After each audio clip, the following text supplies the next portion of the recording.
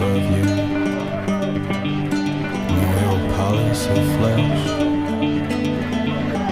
When loneliness spreads out between our sheets, our sacrifice is a knife at the throat of time. But we shall cut it up some other day. For what binds us to our grief binds the sculptor to his clay. For what binds us to our grief